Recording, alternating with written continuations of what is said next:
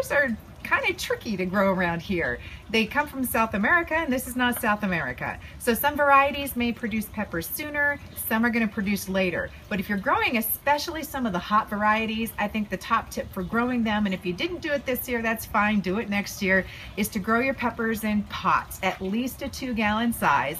That way, if frost is sneaking up on us in September and your peppers are not done yet, you can then take these and move them inside to finish them off. And I've grown some varieties here that didn't finish off until Thanksgiving. These were started from seed at the same time in late March. This is an Aurora pepper, and it's really cool. It's purple, it's beautiful. And as it gets older, it changes color to yellow and red, even on the same plant. Very, very hot pepper, more an ornamental, but it is edible. And this one is an Anaheim. And this one is supposed to be adapted to our growing season, but maybe I didn't get the conditions right. I'm just now seeing a couple peppers come onto this plant. So I think I'm gonna have to take this one inside probably at the 1st of October.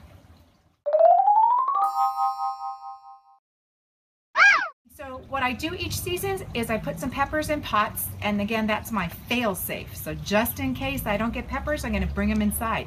But I also plant peppers throughout my garden beds and even my flower beds. And I'm just hoping that those are going to mature before the weather gets too cool. I have jalapenos, and you can see several jalapenos here. And I use those when I'm making salsa with my tomatoes. This is a smaller jalapeno plant, but there are peppers on it. And then this one in the middle is a Guernica, and this is a Basque pepper. This is a pepper that you can get at Basque restaurants here in Boise. So this pepper plant is called a rat turd. And I'm not exactly sure where that came from, but that really is the name. I didn't make that up. But these are super duper hot peppers. I've grown them for about 3 years and pretty successfully in pots or in a garden bed or even tucked into the landscape. Itty bitty peppers, and you can see that I've got quite a few here. I probably only need 2 for the whole year. They're that hot. And I'm gonna hang these on a string and dry them and then crunch them up into sautés throughout the year.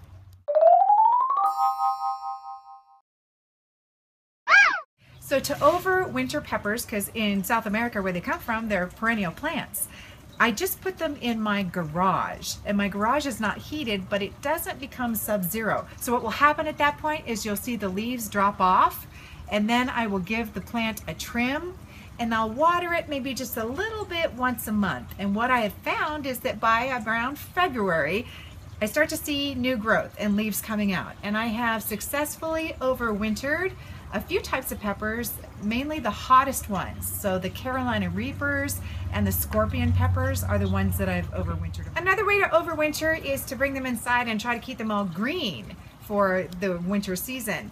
And so you have to have a really sunny window, and it's probably going to be quite a struggle because even if there's a lot of sun, the hours of daylight aren't really enough for peppers. So if you supplement with a grow light, you may be able to have some success. It's always worth a try.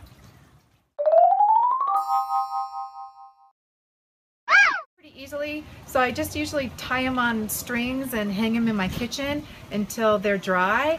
And at this point, then you can just crunch them up to sprinkle them in dishes or sautés. And they keep like this for a very long time. These are from last year. The jalapenos are my favorite pepper to grow. And that's because I make salsa. I grow tomatoes, and it's great to be able to pick your tomatoes and pop a couple jalapenos in the salsa recipe.